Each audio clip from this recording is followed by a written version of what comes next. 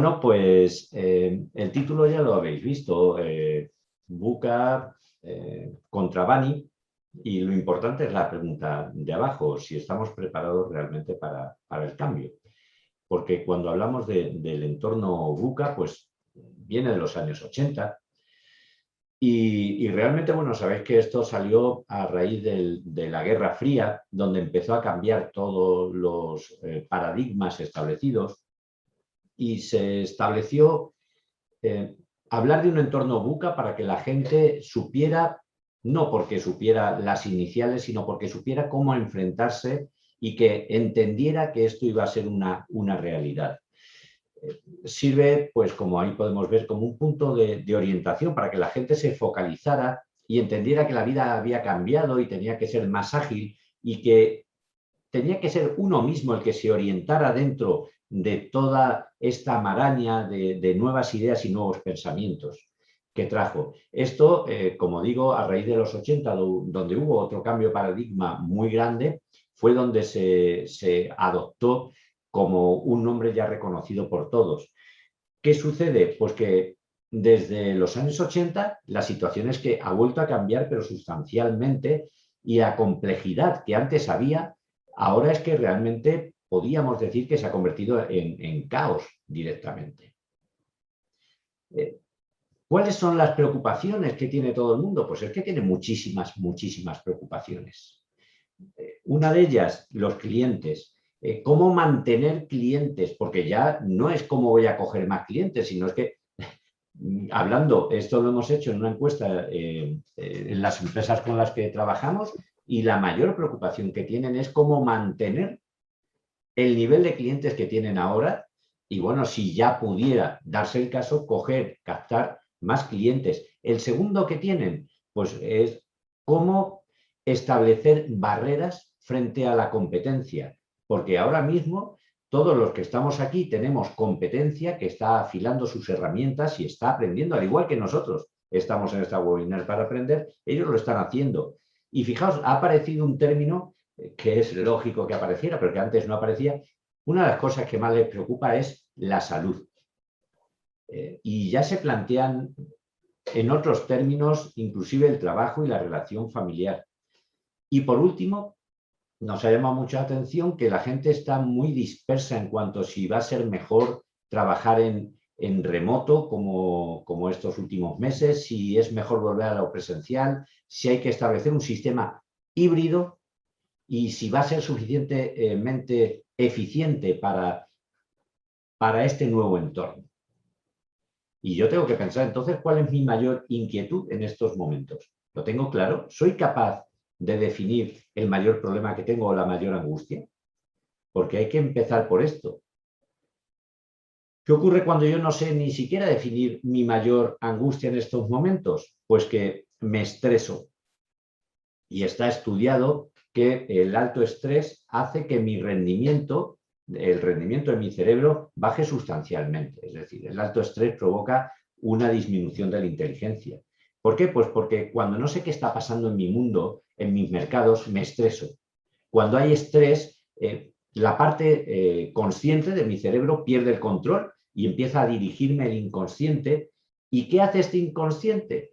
Bueno, pues reacciona en lugar de responder de una manera inteligente y ser proactivo.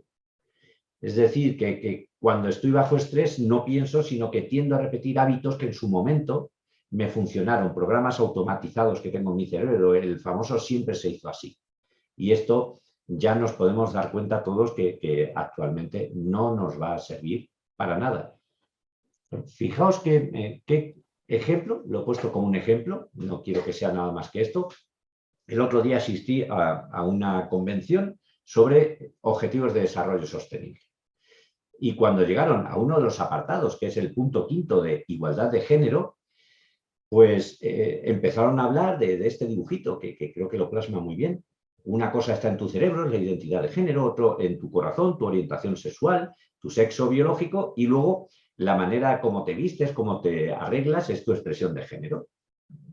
Bueno, nos puede costar un poquito, pero ya empezaron a hablar que en las relaciones personales, de amistad o de pareja, ya no se puede hablar de la chica y del chico. Ya hay que hablar de personas con vulva de personas con pene, estamos hablando de trans, estamos hablando de cis.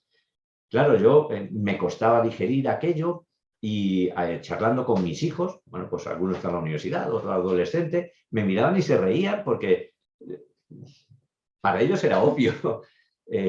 Para mí puede que sea obvio, pero es complicado. Y no es cuestión de si estoy a favor o estamos en contra, simplemente es algo que está sucediendo, pero yo soy capaz de entenderlo.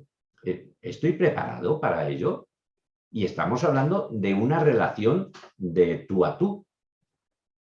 Imaginaos si esto está cambiando, que no estará ocurriendo en los mercados y que yo, en cierta medida, no sé si lo estoy entendiendo. ¿Por qué? Porque debo prepararme mejor y debo tener otras habilidades, otras competencias y unos recursos que sean complementarios a los que ya tenía y que me habían servido para llegar a este punto en el que yo estoy. He creído que era interesante plasmarlo con la curva de Kubler-Ross, la curva famosa del duelo, de cómo las personas cuando se acerca la muerte y su entorno lo aceptan, porque creo que es muy parecido a cuando suceden estos cambios. Sabéis que la primera fase es la de shock, la de negación. Es una reacción instintiva que lo que hace es intentar negar lo evidente. La siguiente fase, cuando ya baja un poquito ese nivel, digamos, de ansiedad, es la resistencia. Queremos mantener el status quo actual y nos oponemos a cualquier alteración del mismo. Entendemos que está ya, pero no queremos cambiar. Y llegamos, aquí he puesto una línea roja que es donde empieza de verdad y nos gustaría que esta charla a algunos les sirviera para este punto de inflexión. Llegaríamos a la fase de exploración, donde realmente vamos a explorar lo que el cambio significa y al ser el punto de inflexión que nos va a hacer salir, digamos, de la zona de peligro, en la que empiezo a explorar ese cambio y intento aprovecharlo. ¿Por qué? Pues porque es donde voy a empezar a pavimentar el camino del éxito futuro en este proceso. Y me tengo que cuestionar cómo lo voy a gestionar. ¿Me voy a negar? ¿Me voy a bloquear o voy a pasar página y voy a empezar la actividad? Porque os puedo asegurar que todos hemos pasado por estos 4 puntos, llegando hasta el punto final de aceptación, que es cuando aceptamos, como su nombre indica, la nueva situación y se ve de verdad los frutos del mismo. Es una fase para establecer la base sólida de los futuros proyectos. De mí va a depender la rapidez por la que pase y transite por cada uno de estos puntos. Cuanto antes llegue a la fase de exploración, o si ya estáis en ella, la fase de compromiso, no os podemos asegurar el éxito, pero sí os podemos indicar que va a estar más cercano. ¿Y por qué la palabra clave es ahora? Pues porque dice un proverbio chino que cuanto más grande es el caos, más cerca se está de la solución. Pues ahora es el momento, sobre todo de pensar que tenemos que estar más definidos por una visión de futuro que por ir rememorando todo aquello por lo que hemos pasado, y debemos superar nuestros automatismos, esas rutinas culturales y biológicas que nos mantienen en ese estado de ansiedad y, por tanto, de caos.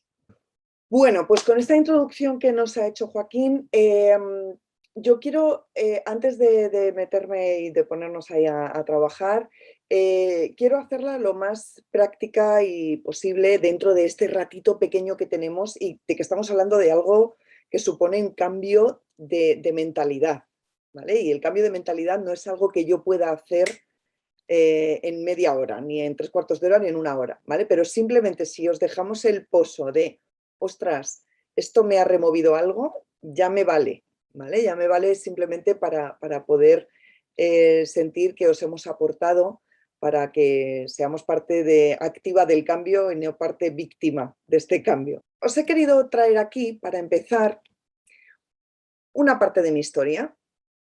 Y esta parte de mi historia empieza con mis abuelos. Aquí os he traído un par de fotos.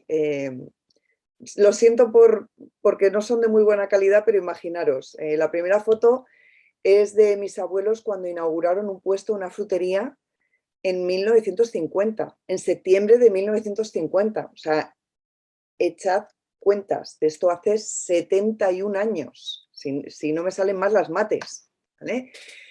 Mi abuelo tenía en aquella época 27 años, mi abuela tenía 20, se acababan de casar, todavía no había nacido mi padre nació al año siguiente, e inauguraron su frutería.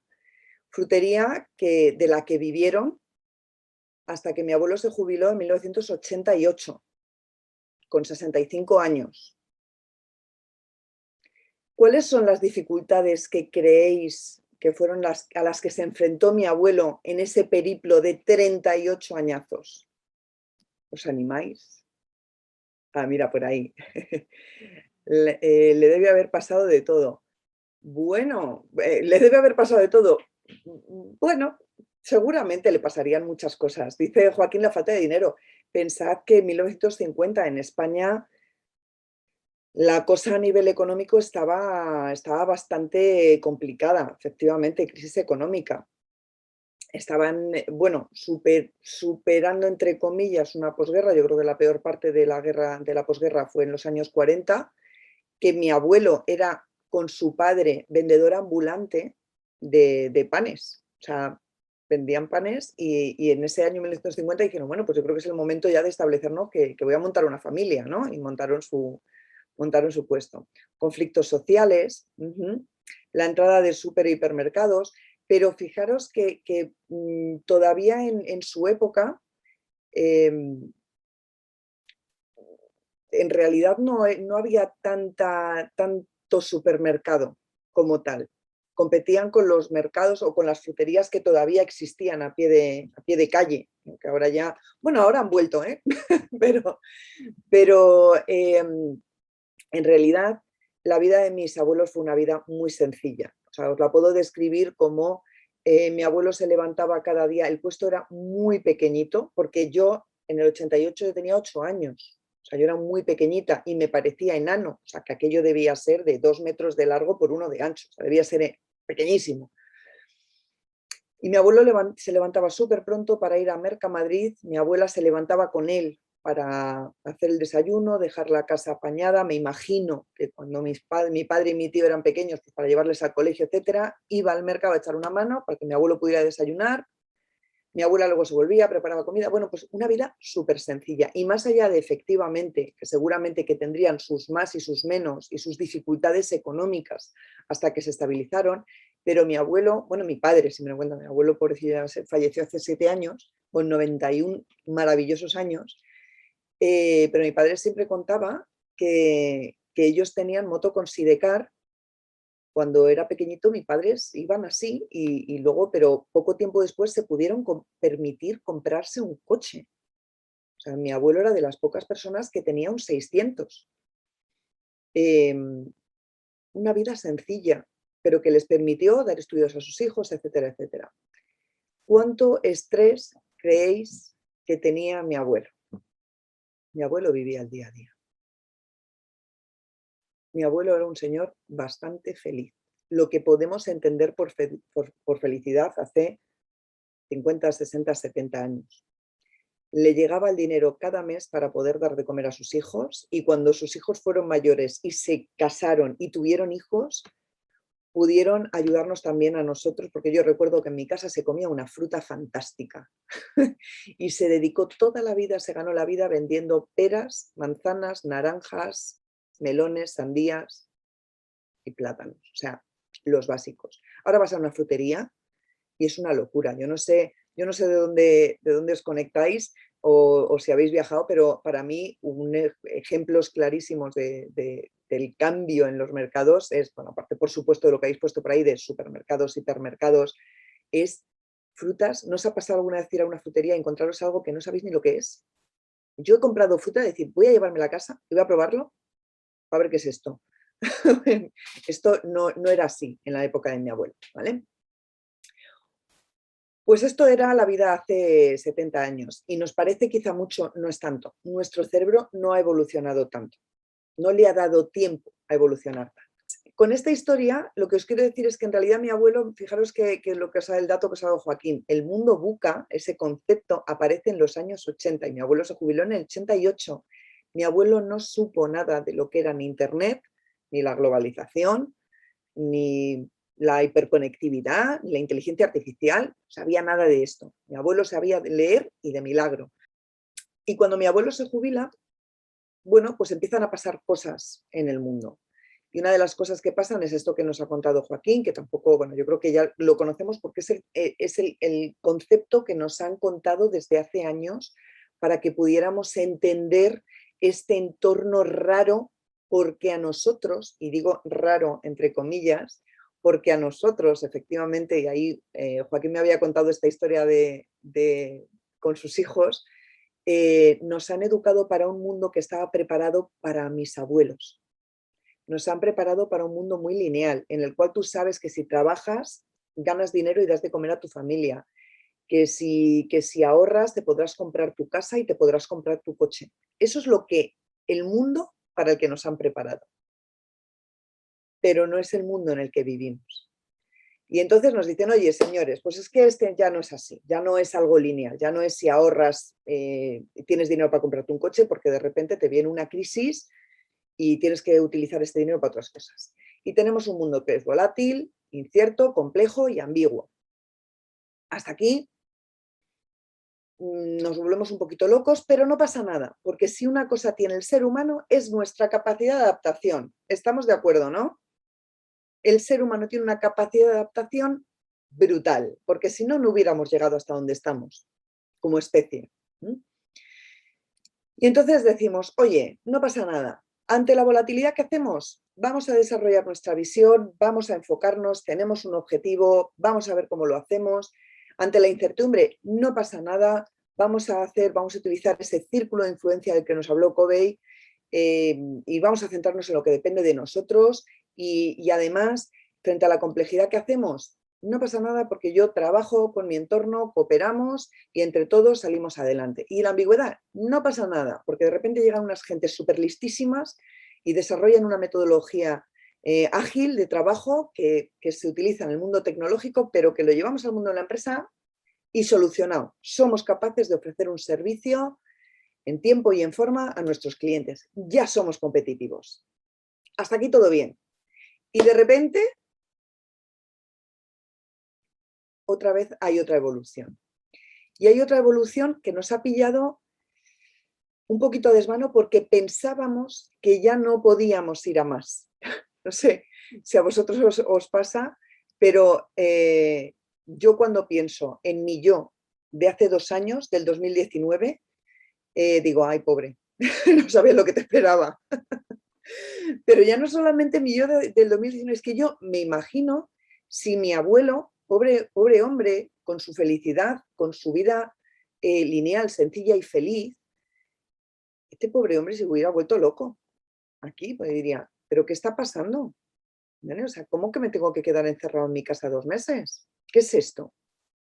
Bueno, pues mucho antes no, un poquito antes del dichoso coronavirus que ha puesto de relieve toda esta teoría de este señor, de Tomás Casio, este hombre, algunas fuentes dicen que en el 18, otros que en el 16, yo el artículo que he encontrado de él es del 18, bueno, pues postuló oye, que ha habido una evolución, que ya el mundo VUCA no explica la complejidad a la que nos enfrentamos, que se queda corto, es un concepto que se nos ha quedado corto. Y este señor escribe un artículo que yo os invito de verdad a que lo leáis, me parece que es súper bueno, súper interesante, porque además todo lo que hemos hablado y todo lo que se ha desarrollado a partir de este término es a partir de este artículo, Facing the Age of Chaos. Y él explica cómo ha evolucionado este mundo, este entorno en el que nos encontramos. ¿Y qué significa, qué es este entorno Bani? Este entorno Bani es una pandemia a nivel global, es el cambio climático. Los que estamos viviendo en España y vivimos en enero, Filomena, ¿qué tal? ¿Cuántas veces nos habíamos encontrado bloqueados por la nieve una semana? Algunos incluso más. Yo, desde luego, en mi pueblo no. Y otro cambio que es brutal que es la disrupción tecnológica. Fijaros que el iPhone, ¿os acordáis de qué año es el iPhone? ¿Cuándo llegó a España? Francisco dice 2005. 2005 fue cuando creo que se hizo el lanzamiento en Silicon Valley. A España llegó en el 7.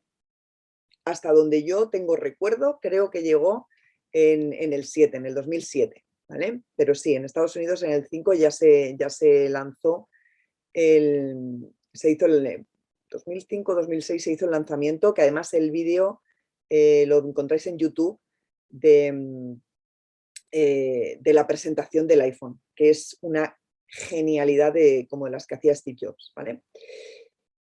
¿Quién nos iba a decir en ese año en el cual había muchos detractores sobre esa tecnología, sobre ese aparato, quién nos iba a decir que hoy en día íbamos a tener, espera que no se ve, algo como las influencers, íbamos a tener un aparatito que nos cabía en la mano y que a mí personalmente me sirve para trabajar? Es un ordenador. Es un ordenador, esto. No ha pasado tanto tiempo y sin embargo eso fue un antes y un después en cómo entendíamos, por ejemplo, el mundo de la música. Bueno, eso fue con el iPod, perdón, esto fue con el iPod, pero ha cambiado todo. Y eso fue hace unos años. Ahora estos eventos ocurren de forma continua, que en aquella época, hace 13, 14, 15, 18 años, eran muy puntuales. Bueno, ¿qué significa Bunny? Bunny, esto, los que os habéis descargado el ebook y habéis hecho los deberes, esto ya lo sabéis. Bunny responde a las siglas en inglés de frágil, es decir, esta globalización, esta hiperconectividad significa que cualquier cosa, por pequeña que ocurra hoy aquí, va a tener una consecuencia. Efecto Pigmalión se ha llamado de toda la vida, ¿verdad? Luego, por otro lado, esto nos genera una ansiedad brutal. ¿Por qué? Porque yo ya no sé cómo puedo responder, ya no sé lo que me espera y no sé cómo voy a responder. Os recuerdo que estamos programados para pensar como mis abuelos, ¿vale? Que nos han enseñado a actuar como mis abuelos. La gente más jovencilla no, yo no sé qué edades tenéis. Aquí yo he visto unas cuantas caras y peinamos canas todos. Pero es que además no es un entorno lineal. No es algo que yo pueda decir si A, entonces B. Esto que nos enseñaban en filosofía, en tercero de BUP y en COU, ¿no? De los silogismos, de toda esta lógica, ¿no? Entonces, si A, entonces B, y si B, entonces C, pues A igual a C. Pues esto ya no es así. Ya no funciona el pensamiento cartesiano. ¿Vale? ¿Quién nos iba a decir que algo que se empezó a comentar a primeros del 2020, aquel virus en China, ¿esto qué es? Y en marzo, población mundial confinada. Y por supuesto es incomprensible. El nivel tan grande de información al que tenemos acceso es inabarcable, es imposible. ¿Vale? Y entonces nos dicen, bueno, chavales, pues este es el mundo en el que nos ha tocado vivir. Os hemos enseñado a cómo actuar según los dictados de la lógica que nos decía, oye, pues A entonces B, pero ahora esto ya no es así. Y tenemos que aprender a convivir aquí. Vamos a hacer un pequeño ejercicio para los que estéis por ahí, tengáis un boli y un papel a mano, por favor. Os voy a pedir que escribáis vuestro nombre y vuestros apellidos en un papel. Os voy a dar un minutito porque este ejercicio es muy sencillo. Nombre y apellidos en un papel.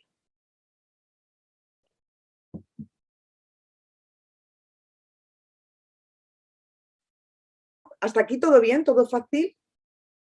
Yo creo que escribir nuestro nombre y nuestros apellidos no tienen mucho misterio, ¿no? A no ser que tenga un nombre como el de, no sé, los infantes, que tienen 18 nombres y no sé cuántos títulos. Hasta aquí es todo fácil. Ahora os voy a pedir que hagáis exactamente lo mismo, pero que lo hagáis con la mano contraria. Es decir, los que habéis escrito con la derecha, quiero que lo hagáis con la izquierda, y los que lo habéis hecho con la izquierda, quiero que lo hagáis con la derecha.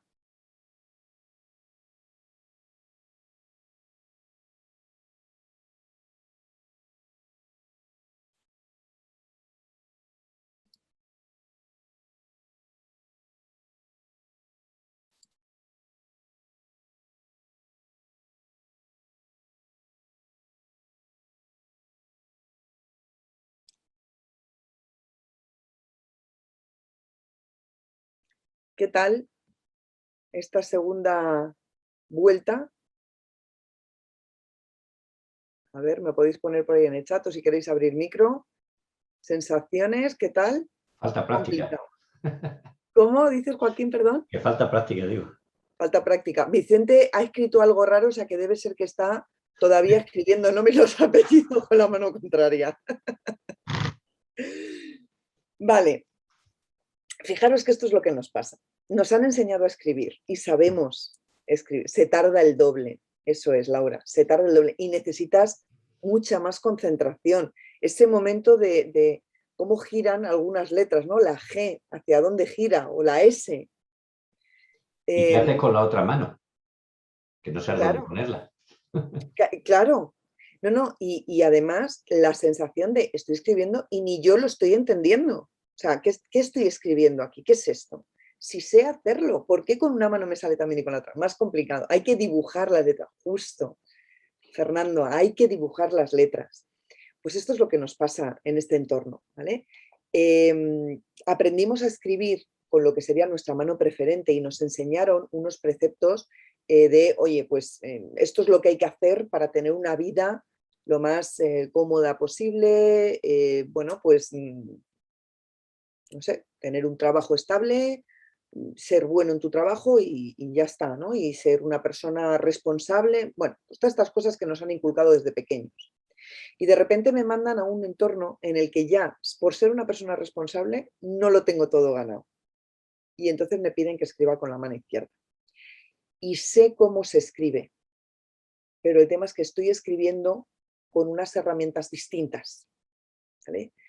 Esto es lo que quiero de verdad que reflexionéis. Es una cuestión de entrenamiento. Si a partir de hoy, que lo haga el que quiera, ¿eh? Yo he de reconocer que durante un tiempo lo hice y tampoco no se me dio tan mal. Si cada día dedicáramos 10 o 15 minutos a escribir con la mano contraria, al final aprenderíamos a escribir. También os digo otra cosa, no se escribe nunca igual que con la mano preferente. Siempre va a ser un poco más forzado, siempre me va a costar un poquito más, siempre la letra va a ser un poquito más regular, pero al final se aprende. Pero es un entrenamiento. Nuestros hijos ya son ambidiestros. Nuestros hijos ya están creciendo, como estaba comentando Joaquín en la introducción, ya están aprendiendo a escribir con las dos manos en estos entornos, ¿vale? Pero ¿qué nos ocurre? Cuando estamos escribiendo, cuando nos obligan, nos dicen, oye, que tu mano preferente se tiene que quedar atada porque esta ya no funciona. Ahora tienes que escribir siempre con tu mano no preferente. ¿Qué me ocurre? Pues que miedo. Miedo porque digo, madre mía, ¿y cómo voy a hacer yo para escribir con todo lo que tengo que escribir? ¿Cómo voy a escribir con la mano no preferente? ¿Vale? Ante la fragilidad, miedo que me paraliza. Ante la ansiedad, el estrés, la impotencia, nuevamente parálisis. Ante la no linealidad, resignación. Pues es lo que me ha tocado vivir. Así que, pues nada, me quedo aquí observando a ver qué pasa y esperando. Voy esquivando los golpes, a ver si llego a la edad de jubilación y no me golpea muy fuerte la cosa. Y ante la incomprensibilidad, parálisis por análisis. Intentamos informarnos, documentarnos, buscamos enlaces en Google, vídeos en YouTube, libros, conferencias. De verdad, con toda esta situación que hemos tenido, y desde hace unos años a esta parte, jolines, es que es increíble la cantidad de información que hay de todo, ¿vale? Y si queremos abarcarla, no vamos a llegar. Estas respuestas no son adaptativas, ni como empresa ni como profesional, ¿vale? ¿Qué ocurre? Vamos en la rueda del hámster, tenemos la sensación de que estamos haciendo cosas, pero es un movimiento absolutamente improductivo. ¿Qué ocurre con este movimiento improductivo? Que nos cansamos. Nos cansamos, nos estresamos y encima nos quedamos obsoletos. Y de repente llega una nueva generación que nos da por la derecha, por la izquierda y de frente. Y diréis, hombre, pero esta nueva generación hay muchas cosas que no tiene. Ahí es donde está la integración, ¿vale? Que mucha gente me habla de, no, es que los millennials son los millennials y los centennials. Lo que tenemos que tener claro es que todos tenemos que aprender de todos. Nosotros podemos enseñarles muchas cosas a ellos y ellos tienen mucho que enseñarnos a nosotros, ¿vale? Dos vías de trabajo. Por un lado, la inteligencia tecnológica, esto sobre todo a nivel como empresas, pero bueno, también a nivel individual. Y para sobrevivir, no sobrevivir, para vivir este entorno Bunny en el que estamos, desarrollar nuestras soft skills. Simplemente un apunte con el tema de la inteligencia tecnológica. Gracias, y digo gracias a la COVID, de las pocas cosas que le podemos agradecer, es que nos han pegado un empujón brutal a nivel tecnológico en las empresas. Ya no necesitamos viajar para reunirnos con la gente, ya no necesitamos estar físicamente en ningún sitio. Hoy estamos seguramente gente de muchísimas localizaciones distintas y estamos hoy aquí aprendiendo juntos. Esto es la tecnología, ¿eh? Y es la punta del iceberg.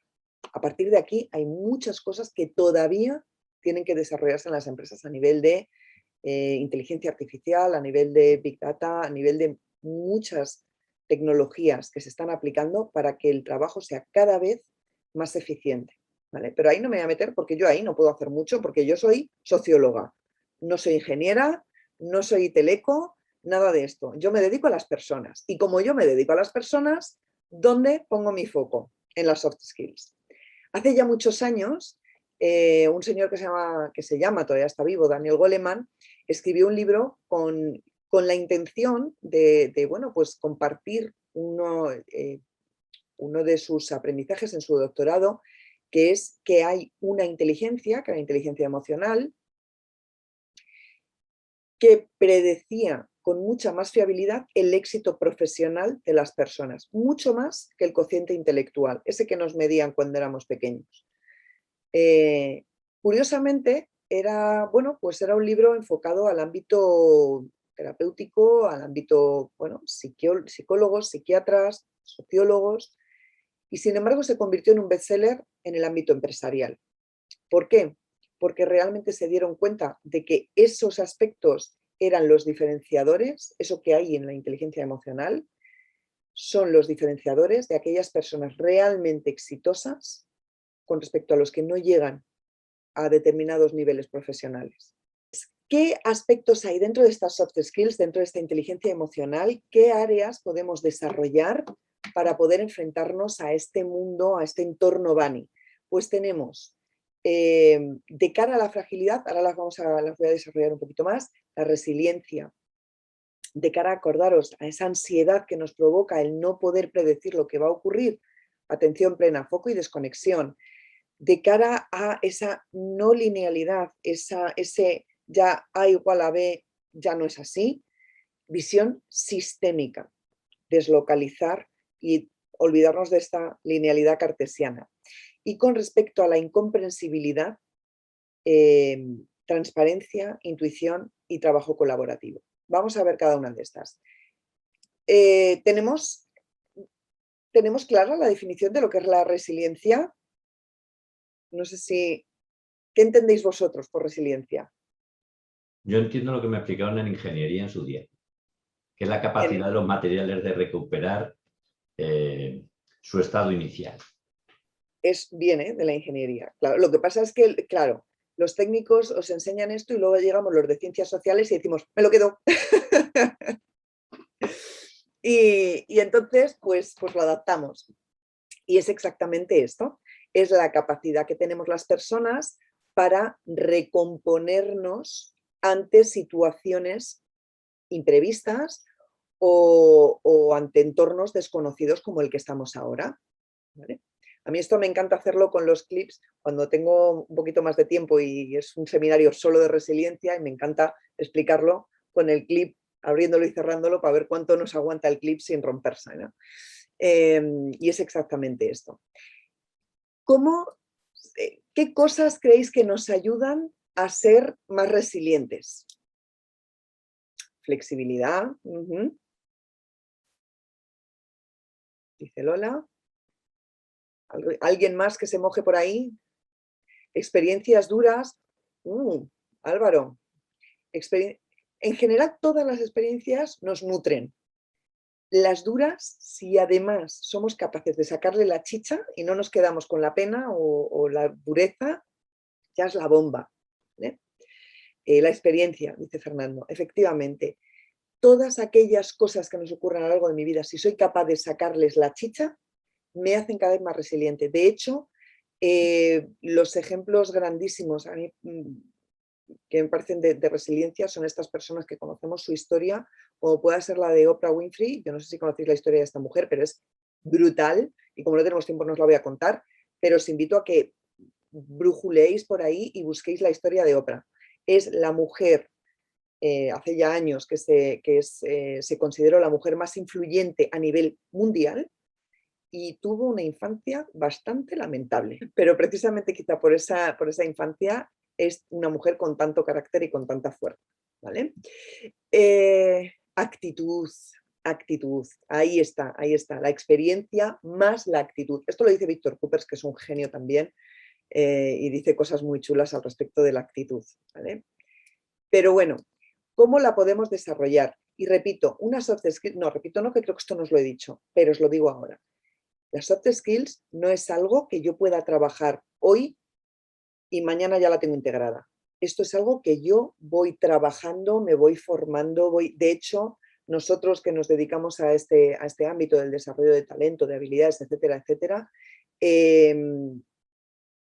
es que yo misma estoy constantemente en proceso de formación porque siempre hay cosas que se me olvidan, ¿vale? Y de repente me encuentro a mí misma diciendo, pero ¿cómo he vuelto a este punto si yo pensaba que ya lo tenía superado? Bueno, pues porque somos seres humanos y hay que estar siempre en constante desarrollo. Pero ahí dice Fernando, desapego, ahí tenemos debate, Fernando, esto da para otro webinar, pero sí, el desapego es importante, porque el gran problema también, el gran freno de la resiliencia es quedarme enganchado con algo que ya no me pertenece, ¿vale? Algunas preguntas que yo os invito a que os hagáis, que son las que me ayudan a desarrollar la resiliencia con todo lo que me pase, no solamente las cosas malas, sino también las buenas. ¿Cuánto de lo que ha ocurrido era predecible? Ojo con la culpa, que hay mucha gente que le pasan cosas y es, me siento fatal, es que tenía que haberlo imaginado, es que cómo no lo he visto venir. Chico, que a tiempo pasado todos somos sabios. ¿Cuánto de lo que ha ocurrido dependía de ti? Pues es que muchas veces no han dependido las cosas de mí, han pasado. Lo que sí puedo hacer es, oye, ¿y esto que me ha pasado, qué he descubierto? ¿Qué he descubierto que me sirva para ser un poquito más fuerte la próxima vez? O que me sirva para tener esa herramienta que ahora no tenía. Y a partir de ahí, ¿cómo la voy a utilizar en el futuro? Con esto desarrollamos un poquito la resiliencia. Y esto, cada vez que nos caemos, nos volvemos a levantar. Y las mismas preguntas. Atención plena, foco y desconexión. Y esto os voy a compartir una experiencia que yo descubrí gracias al confinamiento. Y es que en mi profesión yo me pegaba días, probablemente como muchos de vosotros, que yo salía de casa a lo mejor a las 7, 7:30 de la mañana, me comía el atasco de turno para llegar al sitio donde tuviera que ir, porque yo, como soy consultora, al final pues voy a clientes aquí, arriba, para abajo, para no sé qué, una formación, una reunión, una sesión de coaching, lo que fuera. Comía en un sitio, por la tarde tenía una reunión, después de la reunión tenía que irme a otro sitio a una sesión de coaching y luego cuando llegaba a casa llegaba y venga, voy a contestar estos correos que no me ha dado tiempo a contestar, estaba todo el rato de aquí para allá. Y de repente me di cuenta cuando estaba en mi casa, que no iba a ningún sitio, pues estaba todo el día enganchada al móvil, pero todo el día. Y es que me costaba la vida misma concentrarme para hacer algo, porque estaba tan acostumbrada a estar todo el rato en movimiento que estar parada frente al ordenador me costaba un mundo. Y entonces descubrí dos cosas. Una, que si apago el teléfono o no contesto llamadas, ni mensajes, ni mails a partir de las 7 de la tarde, mañana sale el sol y yo descanso mejor, que eso es muy maravilloso. Y dos, que si yo utilizo una técnica que yo ya conocía, pero no había utilizado mucho, la verdad, que si yo utilizo una técnica de gestión del tiempo que es muy guay y os voy a compartir ahora, mi productividad aumentaba enormemente, que es la técnica del pomodoro. Igual os suena. Yo lo que hago es que me pongo a lo mejor alarmas y digo, venga, voy a dedicar 45 minutos a hacer esta tarea. Me pongo en el reloj una alarma dentro de 45 minutos, pongo el móvil en modo no molestar, cierro correo, WhatsApp, todo lo que tenga en el ordenador y me centro en la tarea que tengo que hacer en ese momento. Maravilla. Y os garantizo que en 45 minutos el mundo tampoco se para. Y me permite estar concentrada en esta cosa y no como me pasaba de, y ahora el correo, y ahora me ha entrado un WhatsApp, y ahora me entra una llamada. Pues ya devuelvo luego la llamada. No pasa nada. No pasa ni media. Y soy mucho más productiva y estoy mucho más conectada. No estoy siempre augurando lo que va a pasar. Estoy aquí y ahora. Entonces, os invito de verdad a que practiquéis alguna de estas técnicas que seguro que os va a servir. Pero bueno, hay muchas más. Yo os he contado estas súper rápido. Cosas que sirven y que están demostradas. Meditación, mindfulness. Acordarnos de que lo que pasa en el futuro, pues ya lo solucionará los vosotros del futuro. Hoy estamos aquí solucionando nuestro presente, ¿vale? Y sobre todo, de verdad, desapareced de vez en cuando. Permitiros la desconexión digital. Es necesaria para nuestra cabeza, para nuestro corazón y para nuestra familia también. Ya dicen, no, pero si no tengo hijos, ¿qué más da? Pues también. Ver Netflix de vez en cuando tampoco está mal. Y estar tirado en el sofá. Visión sistémica. La visión sistémica lo que viene a decirnos es que hay muchos agentes que interactúan para que las cosas pasen. Es muy difícil verlos todos si estoy mirando de manera lineal. Entonces, con la visión sistémica lo que logramos es, por lo menos, desgranar un poquito quiénes son los actores que están ahí en mi entorno. Cosas que nos ayudan a desarrollar visión sistémica. Uy, que esto se me ha saltado. Pues ejercicios de entrenamiento mental, los acertijos, los escape room, todo lo que me ayude a pensar de manera lateral. Esto, Edward de Bono era un genio, yo no sé si sigue vivo este hombre, pero yo tengo varios libros suyos y a mí me gustaban un montón. Ahora os compartiré el Business Model Canvas simplemente como un ejercicio de que entendamos, de que aprendamos a ver nuestros negocios de una manera mucho más abierta y tengamos en cuenta muchas más variables que no solamente sean lo que vendo y por cuánto lo vendo. ¿Vale? Y sobre todo leed, estudiad, conversad con diferentes personas, por muy diferentes a vosotros que os resulten, todos nos aportan un montón de cosas. Es algo que yo ya sabía antes de la pandemia, pero con la pandemia más, porque me he descubierto con conversaciones súper interesantes gracias a que en el día a día y Joaquín está ahí, que le pasará lo mismo que a mí, estás hablando con un médico, dentro de media hora estás hablando con un ingeniero, dentro de nada estás hablando con un centennial que trabaja en una startup y mañana con nuestros hijos adolescentes. Y todas esas conversaciones nos nutren y nos hacen ver la vida de una manera absolutamente distinta, nos hacen aprender a desaprender. ¿Vale? Esto que es algo que en coaching nos gusta comentarlo mucho. Y bueno, simplemente os traía el Model Canvas, que seguro que muchos de vosotros ya conocéis, pero para los que no lo conocíais, para que entendáis a qué nos referimos con visión sistémica.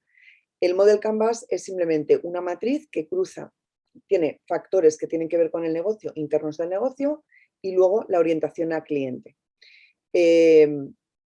Partimos de qué estamos ofreciendo al mercado. Me hubiera encantado hacer una dinámica, pero es que no nos da tiempo, se me ha ido un poquillo. ¿Qué ofrezco al mercado? Y a partir de ahí, ¿qué tengo que hacer? ¿Cuáles son mis actividades clave para ofrecer lo mejor al mercado? ¿Cuáles son los recursos que yo necesito para que eso ocurra? ¿Cuáles son mis alianzas? ¿Cuáles son mis stakeholders? Que ahora este palabra está muy de moda. Los stakeholders. Nuestras alianzas, ¿vale? Hacia afuera, hacia el cliente, cómo son mis relaciones, cómo quiero que sean, cuáles van a ser mis canales de distribución. Ojo con esto, porque fijaros cuando os hablaba de la historia de mi abuelo, su canal de distribución era: tengo un puesto en un mercado y viene la señora a hacer la compra y me compra. Ya está. Pero es que ahora compito, como decíais, con supermercados, con hipermercados, te lo llevan a casa, con el e-commerce, con el comercio justo, con el comercio ecológico, una locura, ¿vale? Me pueden llegar de muchas vías, ¿vale? ¿Y cuál es mi segmento de clientes?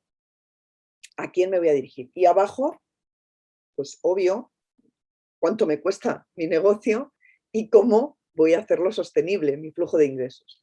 Y esta herramienta es una herramienta brutal. Yo la he aplicado a otros entornos, he cambiado simplemente los nombres y lo he aplicado a otros muchos entornos, como por ejemplo a diseñar proyectos con empresas, a crear procesos dentro de las empresas. Simplemente he cambiado los nombres y me ha ayudado a verlo de diferentes maneras. Y evoluciona, porque según vas avanzando, vas aprendiendo y vas cambiando cosas. Y te das cuenta de lo que antes creías que era tu segmento de clientes, pues igual te habías equivocado. Ahora resulta que es otro. Ahí os lo dejo. Y por último, transparencia e intuición. Esta parte, de verdad, yo creo que tiene que ver con volver a ser un poquito niños. ¿Vale? Decía Steve Jobs, mantente hambriento, mantente alocado.